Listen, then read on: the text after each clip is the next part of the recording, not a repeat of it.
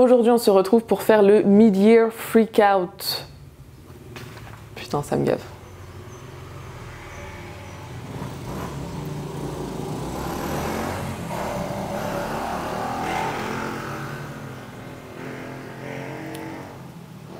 Ça, c'est vraiment pas un truc qui va me manquer, vraiment pas. Aujourd'hui, on se retrouve pour faire le Mid-Year Freakout Book Tag, petit bilan mi-année traditionnel que tout Booktube fait donc à la fin du mois de juin, au début du mois de juillet, pour revenir sur ces 6 premiers mois de lecture. Si j'ai l'air extrêmement pressée de tourner cette vidéo, c'est que j'essaie de parler entre deux voitures, c'est-à-dire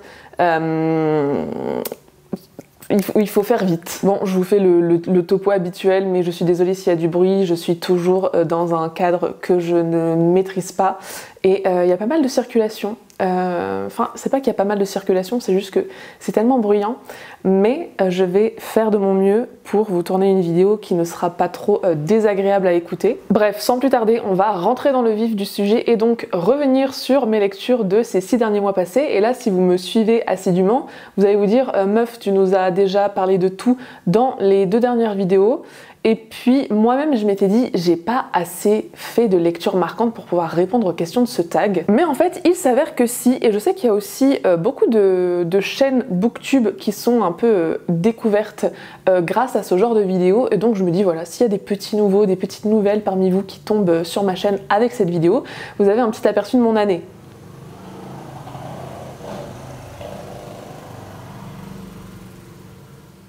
Qui n'est pas bien brillante, mais quand même, c'est pas si nul que ça. Je suis retournée sur ma vidéo de l'année dernière pour récupérer mes questions parce qu'il me semble que elles sont légèrement différentes. Enfin, c'est pas qu'elles sont différentes, mais c'est que il me semble qu'il y a certaines questions qui m'intéressent pas énormément, très peu, hein, mais que j'ai laissé de côté. Et donc d'ailleurs c'est marrant parce que je vois que la première question c'est combien de livres as-tu lu en ce début d'année? Et donc j'ai regardé juste cette question sur ma vidéo de l'année dernière et j'étais en train de dire l'année dernière ouais j'ai pas beaucoup lu, j'ai lu que 28 livres. J'en ai lu 16 cette année. Comme quoi d'année en année, la dégringolade. Bon, cette année je savais que j'allais très peu lire, l'année dernière j'étais en deep dep, donc j'avais très peu lu aussi au début de l'année. Écoutez, on fait comme on peut. Après sachant que cette année je n'ai lu absolument aucun graphique, donc j'ai lu 16 romans. J'ai fait pas mal de lectures assez courtes, mais voilà, c'est quand même un chiffre honorable, je trouve. Ma meilleure lecture de l'année, et il y a encore une semaine, j'aurais eu bien du mal à répondre à cette question parce que si vous m'avez suivi en ce début d'année, vous saurez que je n'ai pas eu de coup de cœur. C'est vraiment hyper rare pour moi parce que ces dernières années, j'ai vraiment eu des très gros coups de cœur en début d'année. Genre vraiment limite mes premières lectures de l'année, que ce soit en janvier, février, mars à la rigueur. Mais c'est vrai que généralement l'année commence sur les chapeaux de roue pour moi en termes de lecture et cette année j'étais dépitée, franchement j'étais dépitée de ne pas trouver de coup de cœur. Et donc j'ai pris le taureau par les cornes depuis ma dernière vidéo qui était un update lecture où je vous disais encore une fois que j'avais pas eu de coup de cœur. Et je me suis dit, meuf, on se pose et qu'est-ce qui te fait kiffer dans la littérature ? C'est quoi les dénominateurs communs de tes coups de cœur? C'est quoi les points communs de beaucoup de livres qui ont été des coups de cœur pour toi? Et là je me suis dit, il faut que ce soit de l'imaginaire, j'ai beaucoup plus de chances de trouver chaussures à mon pied. Il faut que ce soit un pavé parce qu'il n'y a pas à dire, et bah souvent les livres que j'adore, ils sont énormes. Si possible, enfin il faut qu'on suive beaucoup de personnages, peut-être une narration à point de vue multiple, mais en tout cas quelque chose de voilà d'assez épique avec un bon cast de persos et je sais pas, un truc qui envoie du pâté qui est entraînant, qui est haletant, qui est pas forcément original, mais je sais pas, quelque chose qui m'embarque quoi. J'ai donc lu L'éveil du Léviathan, qui est le premier tome de la saga The Expanse de James S.A. Corey, qui sont d'ailleurs 2 auteurs, c'est une saga écrite à 4 mains, et j'ai adoré, voilà, j'ai enfin eu mon coup de cœur, je suis émue, je vous jure. En fait, sur ma liseuse, j'ai pas mal de livres et je me suis fait une petite catégorie en mode 5-star predictions. J'ai mis 4 livres, je crois, qui font Ah oui, mon critère aussi, c'est que il fallait que ce soit une saga, parce que souvent j'ai des coups de cœur sur des sagas. Et donc voilà, c'était tous des sagas. Et j'ai commencé The Expanse et c'était tellement incroyable. Genre, c'était tout ce que je voulais. C'est un roman qui fait 700 pages en poche, donc c'est un bon pavé. On suit deux points de vue différents. On a plus de personnages évidemment, mais on suit deux points de vue différents. Et puis, comme je le voulais, c'est une saga qui commence sur les chapeaux de roue. 2 fois cette expression en une vidéo, c'est vraiment beaucoup trop. Mais ça commence fort, c'est haletant, c'est mystérieux, c'est épique.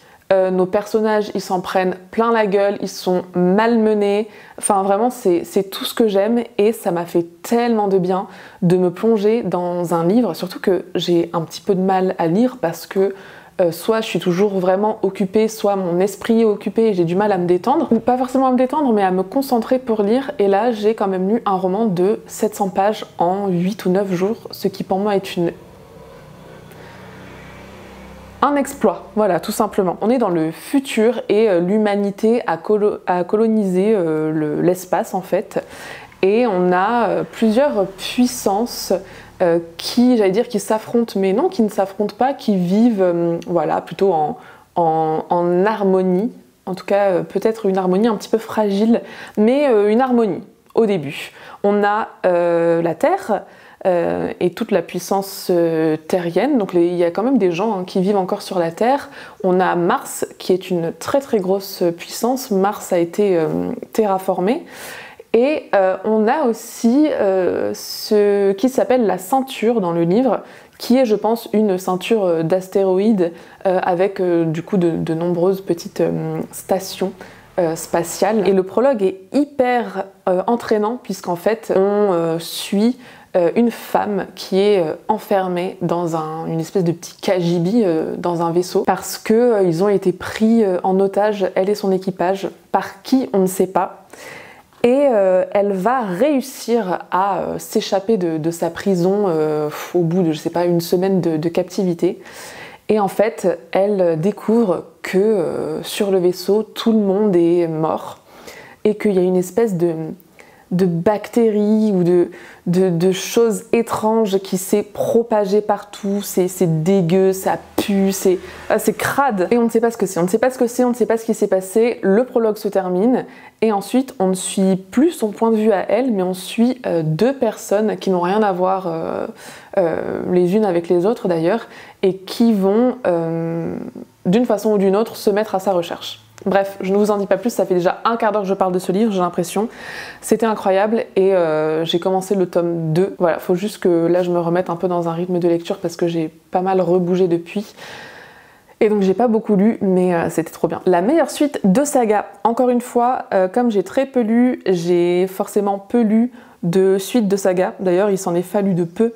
C'est limite, j'ai failli ne pas en lire du tout. La seule saga que j'ai lue en entier cette année, c'est Wayward Pines, dont, pareil, je vous ai déjà parlé, et du coup, la meilleure suite, c'était définitivement le tome 2. J'ai pas beaucoup de choix, hein, parce qu'en termes de suite de saga, j'avais celui-ci ou le dernier tome, le tome 3, que j'ai pas trouvé incroyable, donc Wayward Pines, tome 2. Une sortie récente qui me tente et que je n'ai pas encore lue. Alors, déjà, il y a Du côté sauvage de Tiffany McDaniel, qui est paru comme d'habitude chez Gallmeister début mars. Le pire, c'est que je leur avais demandé si je pouvais avoir un SP.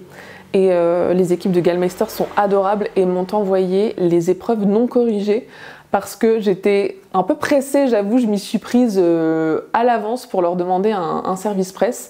Et malheureusement, impossible de mettre le fichier sur ma liseuse. Donc, impossible pour moi de le lire. Et en fait, je suis hyper frustrée parce que depuis avant sa sortie, j'ai tellement hâte de le lire. Mais du coup, je vais attendre de rentrer en France et de l'acheter en papier. Donc j'ai très hâte de lire le dernier Tiffany McDaniel. Figurez-vous que j'ai commencé le dernier Paul Auster qui est sorti aussi en mars. Et en fait, c'est hyper bizarre parce que j'ai commencé ce livre, Baumgartner, et au début j'étais assez peu emballée et j'étais un peu déçue de ne pas être emballée Et comme j'étais pas trop dans un mood de lecture, pareil, je l'ai un peu laissé de côté sans l'abandonner. Et entre-temps, Paul Auster est décédé. Et depuis, je fais un blocage et j'arrive pas à m'y remettre parce que je me dis que c'est le dernier livre qui est paru et peut-être que c'est le dernier qu'on aura, à moins qu'il ait écrit quelque chose ou plusieurs choses qui paraîtront à titre posthume, mais bon, ça, on n'en sait rien. Et en fait, ça me rend triste parce que Baumgartner, c'est l'histoire d'un vieil homme, enfin d'un vieil homme, d'un seigneur, quoi, qui se rappelle sa vie. Et c'est un livre qui est assez nostalgique et mélancolique. Et voilà, maintenant, ça me fait bizarre, je sais pas, ça me fait quelque chose d'y retourner, donc j'ai pas réussi. Et puis, j'ai pas lu non plus le dernier Michael McDowell, Katie. Je sais pas du tout à quoi m'attendre, je sais plus parler, parce que j'avais été très déçue par Les Aiguilles d'Or. J'ai adoré Blackwater. Voilà, j'espère que Katie va me plaire, mais pour l'instant, j'ai pas eu le temps de le lire non plus. Une future sortie que j'attends avec impatience, évidemment, j'ai trop hâte d'avoir entre les mains le livre de Cornelius, puisque si vous n'êtes pas au courant, notre bon vieux Cornelius est sur un projet de livre illustré qui parle du Japon, qui s'appelle Hontoni. J'espère que je le prononce bien. Et c'est un livre qu'il écrit en collaboration avec Gustave Auguste, qui est aussi l'éditeur. D'ailleurs, ce sera aux éditions des Mondes Flottants. Et avec Chloé Minger, qui est l'illustratrice. Et voilà, en ce moment, il y a la campagne Ulule sur Internet qui est ouverte. Ça, je pense que ça va être un livre absolument magnifique. Les illustrations sont de toute beauté. Un livre qui parle du Japon et plus largement de voyages, de découvertes. Forcément, ça me parle. D'ailleurs, je ne suis jamais allée au Japon, mais j'en rêve. J'espère que je pourrai y aller un jour. Voilà, ça c'est number one dans ma liste d'attente. La plus grosse déception, c'est un livre dont je n'ai pas parlé sur ma chaîne tellement. Je savais pas quoi dire tellement je l'ai trouvé inutile, mais j'avoue je suis extrêmement déçue parce que j'en avais entendu que du bien. C'était un livre en plus qu'on lisait pour le book club, donc des fois quand je lis des trucs que j'aime pas au book club, je me dis mais pourquoi j'ai proposé ça alors que en soi je peux pas savoir.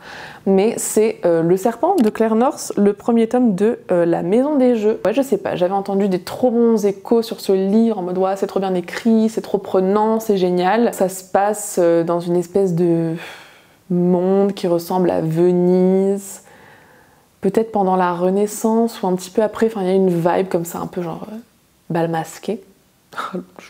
Je sais pas, peut-être c'est moi. Et en fait, le concept, c'est que c'est une espèce de jeu d'échecs grandeur nature avec des vrais gens, etc. Et donc, voilà, il y a des gens qui s'affrontent, I guess, je me souviens même plus exactement. Et en fait, on suit un personnage principal qui est une meuf. Son mari, il est imbuvable. Et donc, elle fait ses petites magouilles politique, etc. J'ai même plus de souvenirs de ce livre, je l'avais même pas terminé. J'avais écrit style inutilement pompeux, pas fan du narrateur caché et de l'écriture à la première personne du pluriel. Ah oui, parce qu'en fait la personne qui raconte l'histoire, on ne sait pas qui c'est, et c'est écrit en mode nous voyons, machin, faire ceci, nous nous demandons si blablabla. J'étais en mode non, nous rien du tout là. Et j'ai écrit comment se sentir investi dans une histoire à la narration si froide et aux personnages si distants, aucune idée, en tout cas les enjeux et le destin de Ten m'ont laissé de marbre, avec les enjeux entre guillemets. Ah ouais, j'étais un peu salée. J'ai pas compris l'intérêt de cette histoire. La plus grosse surprise, même si j'avais pas eu de coup de cœur avant qu'on arrive à la fin du mois de juin, il faut reconnaître que j'ai quand même fait de bonnes lectures, de très bonnes lectures même en 2024. Et je pense que la plus grosse surprise, c'est Pauvre créature, parce que c'était encore une fois un livre pour le book club sur Patreon, et c'était un mois où c'est pas moi qui avais fait la sélection. J'avais demandé aux membres du book club de me faire une liste de tous les livres qu'ils avaient envie de lire ensemble, et ensuite parmi cette liste, moi j'en ai pioché quelques-uns, donc forcément j'ai pioché ce qui me paraissait le plus intéressant ou ce qui me faisait le plus envie, ou peut-être Peut-être que j'avais pris Pauvre créature aussi pour le côté actualité parce que c'était pendant que le film était au cinéma, il me semble. Mais bref, je pense que de moi-même, j'aurais pas forcément proposé ce livre au book club. Et en fait, c'était une si bonne lecture, c'était tellement bien écrit, intelligent, c'est tellement piquant, c'est tellement drôle. Ça aborde plein de sujets qui sont très intéressants et en plus, c'est un roman... Alors, que moi je qualifierais de contemporain, hein, puisque ça date des années 90 il me semble, mais qui se passe à l'époque victorienne, dans une période bien précise de l'histoire où qui a ses problématiques et ses enjeux, etc. Et en fait c'était hyper intéressant de voir tous les thèmes qui sont abordés dans ce livre à cette époque. Ouais, il y a un côté hyper décalé dans Pauvre créature qui est vraiment rafraîchissant. Moi j'ai trouvé que c'était un vent de fraîcheur ce livre. Ça m'a fait rire, j'ai trouvé ça intelligent, j'ai trouvé ça drôle. C'était une très bonne surprise, je m'attendais pas à kiffer autant. Une lecture qui fait pleurer. Je suis pas certaine d'avoir pleuré parce que j'étais jamais seule, tranquille, dans ma bulle quand je lisais ce livre. J'étais tout le temps dehors en public. Mais j'ai été très très très émue. Je vous en ai parlé dans ma dernière vidéo, je crois. Par Une chance minuscule de Claudia Pinheiro. C'est définitivement le livre le plus émouvant que j'ai lu cette année et le plus vulnérable et le plus... c'est tellement triste. Si vous voulez savoir de quoi ça parle, je vous renvoie à ma dernière vidéo si vous ne l'avez pas déjà vue. C'est un livre qui te brise le cœur, qui le recolle un petit peu, qui te le rebrise et... Franchement, c'était vraiment une très très belle lecture et ça m'a mis les larmes aux yeux sur la fin. Un livre qui fait du bien. Non, moi, ce qui m'a fait le plus de bien, c'est d'avoir un coup de cœur. Donc, le livre qui m'a fait du bien, là, c'est le premier tome de The Expanse. Et enfin, la dernière question, c'est quel est le plus beau livre que j'ai acheté cette année? Je n'ai absolument pas acheté de livre cette année, zéro, mais par contre je peux twister la question en vous parlant du livre que j'ai lu cette année qui possède la plus belle couverture et c'est sans nul doute Les naufragés du Wager de David Grann aux éditions du Sous-sol qui a été une très bonne lecture aussi d'ailleurs que j'ai beaucoup aimé. Cette couverture est juste magnifique. Je sais même pas si l'illustration de couverture c'est peut-être un tableau connu, certainement je n'ai aucune culture artistique, mais même je veux dire le cover design, quoi, la typo, comment tout a été agencé, je trouve ça sublime. Et voilà, c'est terminé pour ce petit bilan de la première moitié de l'année 2024. J'espère vraiment que la seconde partie sera un petit peu plus prolifique en termes de lecture et que j'aurai encore plus de coups de cœur, sinon, je vois déjà venir gros comme une maison qu'il n'y aura pas de vidéo best-of 2024 à la fin de l'année. Enfin, si vous voulez, c'est pas ça qui m'inquiète, hein, c'est pas ça la plus grosse problématique, mais c'est juste que j'ai envie de kiffer mes lectures, quoi. J'espère que vous avez passé un très bon début d'année en termes de lecture. N'hésitez pas à me dire quelle a été votre meilleure et votre pire lecture de ce début d'année. Je suis très curieuse de le savoir. Et moi, je vous retrouve très bientôt dans une prochaine vidéo. D'ici là, lisez bien et prenez soin de vous. Bye!